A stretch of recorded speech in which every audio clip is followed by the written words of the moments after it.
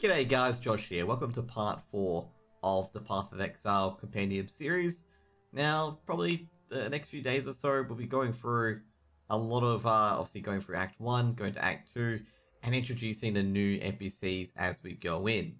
Now, first we're going to go back to Act 1, and really just proceed through Act 1. Now, we're back with our witch in Act 1, and we've managed to get, by the way, while I was off screen, I did manage to get a Pierce, a Spark, and Arcane Search support with my main guy. My guide, that's what my guide says at the moment with what it needs.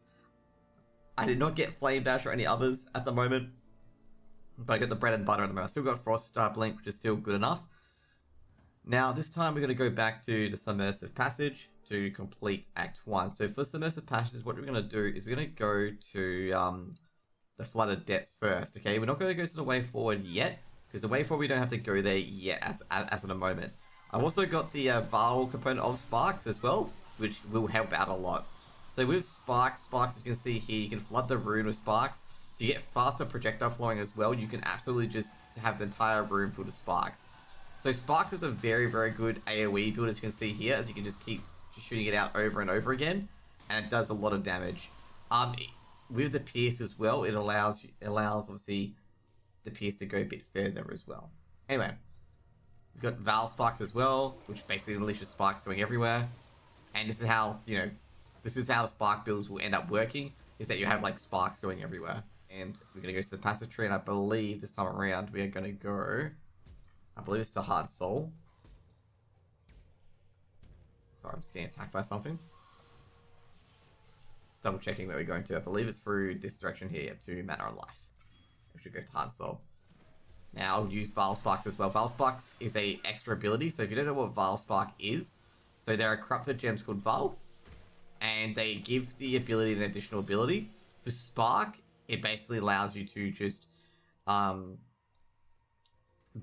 it just allows you to just blast away with Spark. You're allowed to do a bit more damage, essentially. So to charge up Vaal Gems, you have to kill mobs, and they have a soul gain prevention, where after 6 seconds of initially using your ability, you can't gain any souls. So some abilities have, let's say 30 soul gain or 20 soul gain before you can use it. Spark, for example, has about 40 soul gain, I believe, before you can use it, which means you have to kill 40 mobs before you can use Vaal Spark again. It's not actually cooldown based, other than the soul gain prevention. Basically, let's say, for example, I use Vaal Sparks, use the ability, so for those 6 seconds where the Vaal Sparks are going out, I cannot gain any souls to do it again. After those 6 seconds, if I kill 40 mobs, I'll be able to use Vaal Sparks again. And that's how the Vaal gem system and the Vaal ability works. And now you can see it's active. I just press E and it activates this extra ability where Spark just fires out from me, basically. And does a lot more damage. Okay, guys, this is a Whispering Essence. So basically, this is a event that can happen randomly. So basically, if you click here 3 times, the crabs become active, and you have a chance of getting this Whispering Essence with 10. Now, these essences are kind of important, as basically, you can turn normal items into rare items with that essence buff. And it's very, very important that you're able to do that. And you'll see some great essences, like in particular, being able to get fire resist, chaos resist, any particular resists onto it as well, or also any additional bonuses as well onto it. Now you can see here that they do have an extra affix called Whispering Essence of Content, where basically a guy will flash up behind me and try to attack me, as you can see there, and I just move away from him to dodge him. Now, as you can see here, so for this one in particular, we'll just go look at it now. So this SS in particular is a physical damage one, where if it goes on weapons, gloves, stuff like that, and make a rare item out of it, it will increase physical damage that I do on attacks. And if I put it onto armor that are not gloves, it reflects physical attacks back to attackers as well. And so here's the Dweller of the Deeps down here. You can see in the big crab. Now there's another ability here which I picked up, which is Orb of Storm. So basically every time with the Orb of Storm, that if you do anything in the Orb of Storm, it also hit enemies. Like if you hit anyone with a shock, the Orb of Storms will also hit the other enemies as well. As you can see here that Orb of Storm's doing a lot of damage. And I'm just basically blasting this guy fairly easy. Now you can see we can go back to Tarkleigh for his reward as well. We can also do the login trick as well. I think overall, I think we can items here. Let's see what we can get. I think the shield should be pretty decent, to be honest. Yep, regenerate life per second. It's also an upgrade because it's going to increase spell damage. So you can probably put Frostblink onto there as well. So that's pretty awesome. Everything else though, yeah, let's just get the chain energy belt as well. It's got better fingers. Like, you know what? Bit better. 29 and max life. That's actually really a lot better as well for the ring. Gives us a bit of life. We might as well pick these up as well, just to vendor. So what we're going to do is we're going to just quickly log out using the character screen and really get back into it. Now, basically this quest in particular will drop a skill point for us to really do here. The reason why I put out like this is because the next area is not going to be involving any of this, okay? So basically, it will be slower if I went out the normal way. So that's why it's really, really important for me to exit out this way rather than the other way. Now, we're going to quickly... Actually, no, we're not going to quickly... We're going to quickly vendor a few of these. We could go for Scare Mask, maybe. Yeah, let's keep the Scare Mask. We'll get rid of... No, not that. Get rid of a few of these things as well. See if we can get some... I guess we could get the mana regen one. Yes, we don't need this. We don't need a strength because we don't need the... We don't have any, what is it, the strength stuff yet. So we can get the strength stuff on. So you can see here, like I want to get a mana regen increase rate so we don't run out of mana too quickly while doing sparks.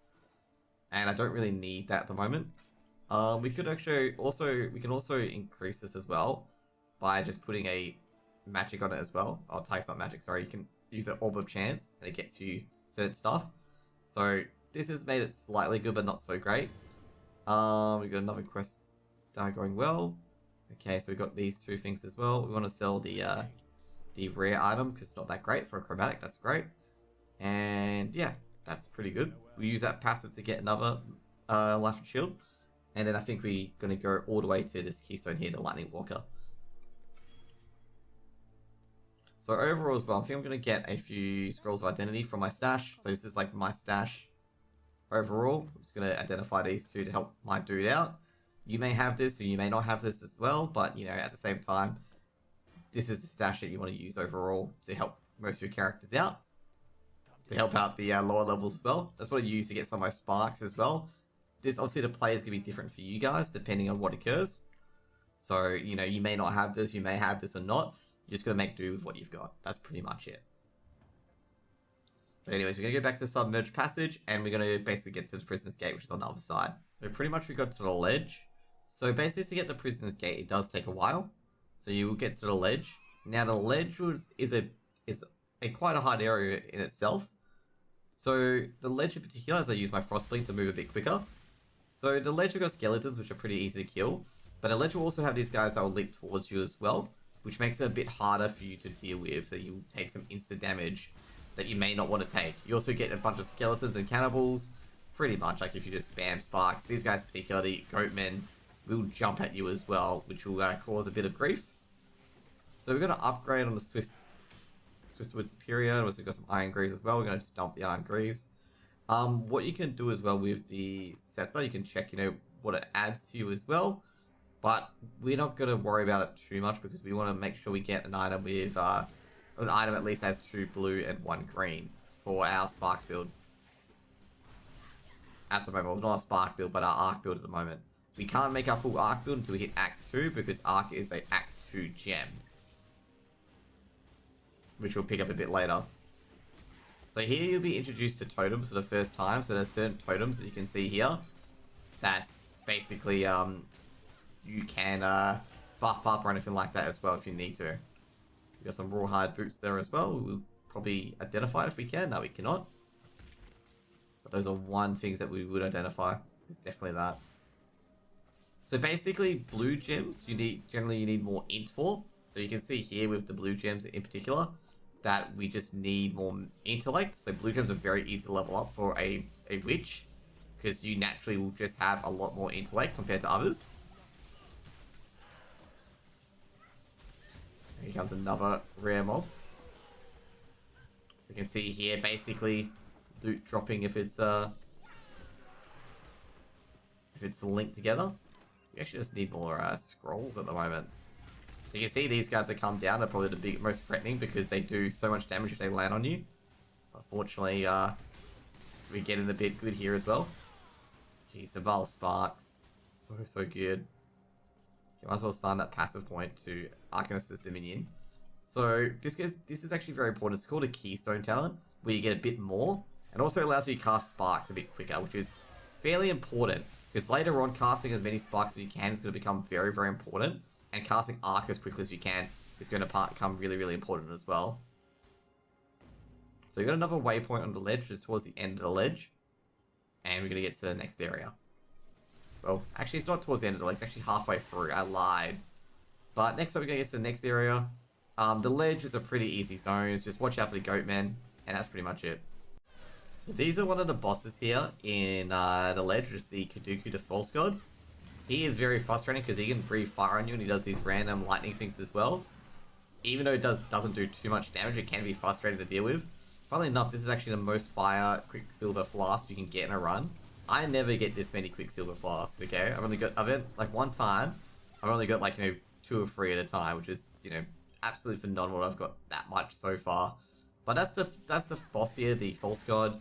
A lot of the bosses early on don't do too much damage and they're actually very, very easy to deal with. In other modes, such as Ruthless and SFF, they can be very, very difficult to deal with because you won't have many items that you can use compared to like the normal trade leagues. But to be fair, if you're new and starting out, you should be starting with the trade leagues. Well, they call it the normal league, but they call it a trade league because you can trade items and stuff like that. You should most likely stay in these ones. You shouldn't go into the other stuff either. So the next one up is the Climb. So the Climb is the next part of it before you go into the lower prison. So the Climb's waypoint is very early on, and you might as well just use that time to go back into here. I believe there is a side quest at this point as well when you get to the ledge, but maybe it's in the lower prison that you get told to get back. Maybe not yet, actually. Maybe it's a bit later. So pretty much we're going to sell down the stuff that we got already. We're going to put some of the other stuff into the bank. Probably going to look at this to see what we got in here as well. With selling this stuff as well, basically we'll get most likely Scrolls of Wisdom, which is the things that I want.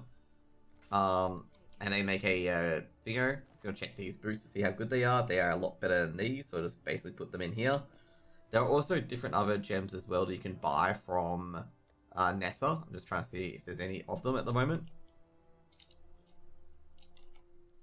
So there is a aura gem that you can buy from them. Not at the moment though, but these are all damaged ones. The aura gems are a different type of gem. And aura gems will buff you with a certain aura. So you can basically do either do a bit more damage or, regen health or anything like that as well.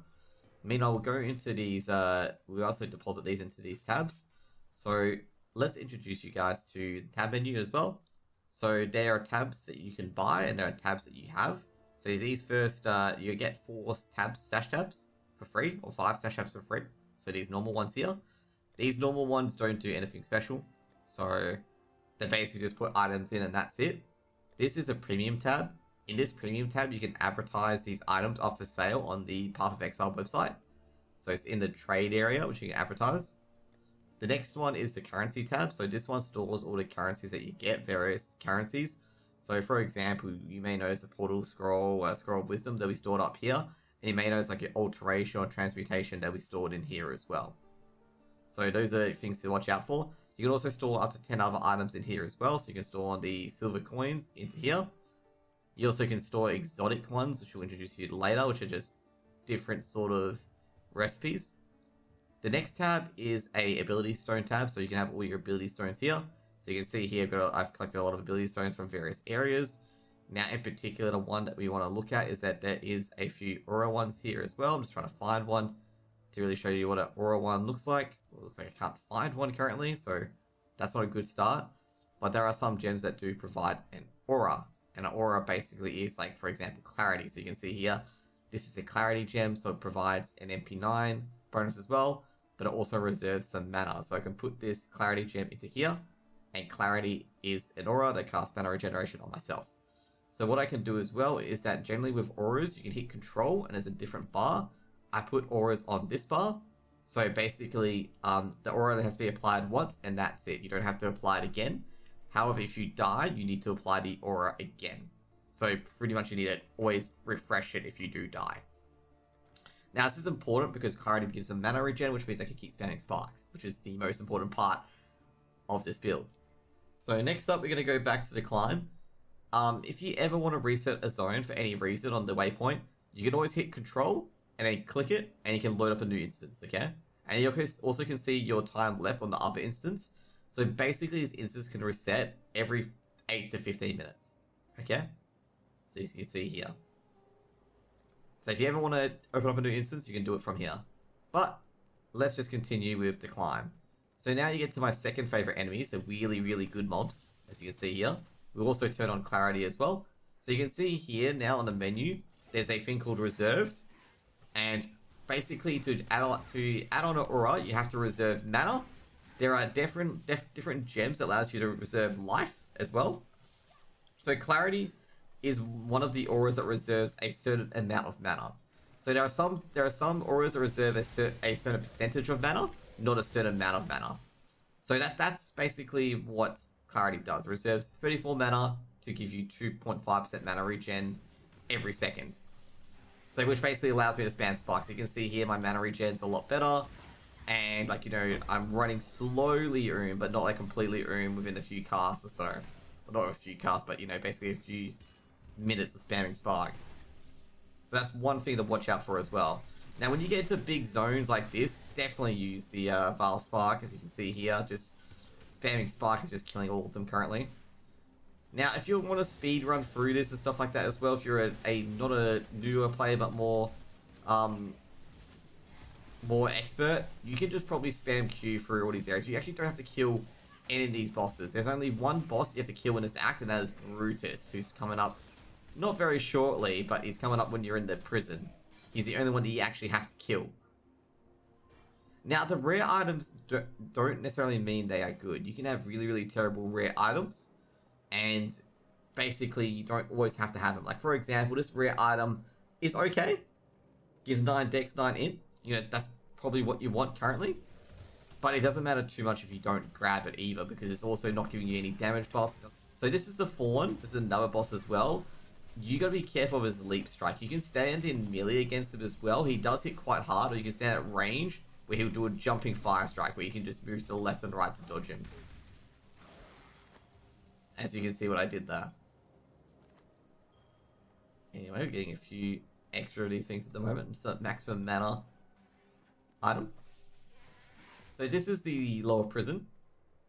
And we'll get through another side quest shortly. So in this lower prison as well, there is a waypoint, and it's told you that you need to go to Lion's Eye Watch for the Caged Brute. Now, basically, you'll be given a quest to kill Brutus. And you'll be given another side quest as well from Tarkle. Also as well, you also get another set of support gems as well. You can see here. For this one, you can, I would say recommend early on as well for Spark Build as well. If you don't want to go for an Arcane Surge gem, you can also go for a added Lightning Support gem as well. This is in particular if you get a 4-link, okay? Like if you get a 4-link on your ability, so a 4-link is basically 4 of these combined, which you can get on gloves, chest, helm, and boots. You want to add this one, because adding lightning damage to your sparks is absolutely huge. There are other ones later in the piece, I believe it's Innovate and a few others, which you may want to use later on. So you get an ability gem from her, and now also as well, when you get that ability gem, you can purchase all the other ones that you would have been eligible to here as well. So you can see here, there's all these other ability gems as well, which you could have picked up if you were another class basically as well. You can also get a guard ability called Steel Skin. So what Steel Skin does, it gives you a little shield buff as well. So that's what you call a guard ability. Anyways, guys, we're going to keep continuing with the leveling experience. And we're going to go to Tarkle to get a bit of help. So you may notice a quest in the top right that's in green. So if you notice that in the quest log in the top green, what we're going to do before we end this chapter is I'm going to go and find out where this Lord's Labyrinth is to show you guys what you kind of need to do and why you need to do it. So we're looking for this Lord's Labyrinth before we go and kill Brutus and go for the way forward. So the Lord Labyrinth, what the Lord Labyrinth is, it's basically a little maze and a little puzzle game that you kind of have to do in this. So you have to dodge, like, you know, basically say, for example, like rotating swords and stuff like that, like kind of like a platformer sort of thing. And you basically have to keep dodging it. Now, the main indicator of where it is a booklet, okay? So generally in these areas, there's no books. So you can see the book here on the minimap. There are no books, so that's generally an entrance to the Lord's Labyrinth, because it's usually a Bond monograph like this, and this is how you enter it. Now, what the Lord Labyrinth is and why it's so important is because it gives you a trial of Ascendency. So what the trial of Ascendency is going to do is that sometimes you got these little spikes that pop up and go in a certain pattern. Basically, depending on your build, you can obviously do a lot of these a lot easier. But like with some other builds, it can be pretty hard. Generally use your like blink and stuff like that to help out quite a bit. And you put on a lever, and when you pull on the lever, basically it opens a locked door. Now, obviously, if you get hit by the spikes, you don't die, but you take a bit of damage. Now, obviously, these spikes are just doing a large circle. So you can see here, I got hit by the spikes and took a bit of damage. And I'm all okay, okay? So don't worry if you get hit too much. You do take a bit of damage, but, you know, you can shake it off, basically. Now, there's more further these puzzles across here as well. And pretty much you can just blink over it like I just did just then, okay? If you ever want to just... In this game, like, you know, if you've got a blink ability and there's no totem or anything to prevent you from doing it, just use it, okay? It just saves you so much time. So with the Trial of Ascendency Plague, you click it, and this will light up being completed.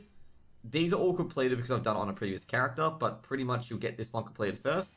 So for these Ascendancies, you need to do every single one, okay? So every single one of these before you can enter the Labyrinth. The Labyrinth is something we'll talk about once we get it all done. I don't want to talk about it now because you wouldn't understand at this point. And it's also not relevant at this point. Anyways, guys, I think it's going to end part 4. I feel like part 4 is dragged on a bit. Next time, we'll definitely kill Brutus and get onto the way forward and get to Prisoner's Gate. See you guys later. Peace out. Bye. G'day guys, Josh here. I know this video was a long one. Hope you guys enjoyed the video. Hope you like, comment, subscribe. I hope to see you guys here more often.